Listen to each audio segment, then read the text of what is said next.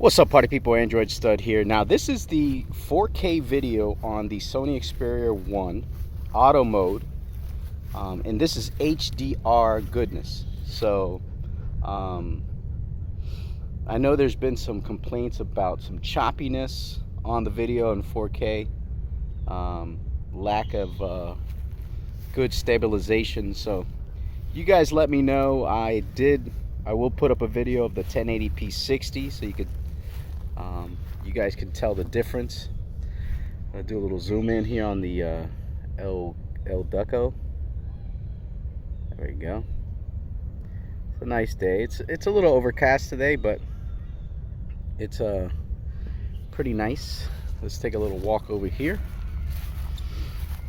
But you could do a lot of cool things with this camera. There's a lot of different settings, especially they have an app called Cinema Pro where it's total manual settings.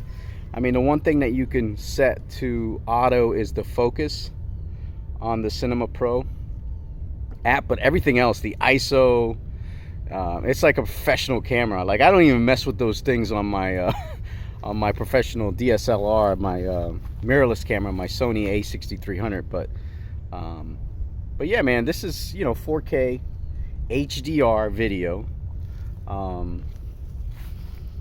and kind of get a feel of what your little 4K action. So I believe you could do wide angle when you start shooting, but I don't think you can change it during the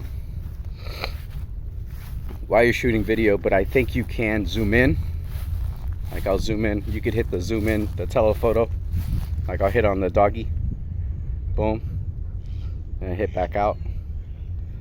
That's basically that situation. But yeah, this is the 4K. No external mics. This is the camera mics on the phone. So this is what you're getting, when it comes to 4K.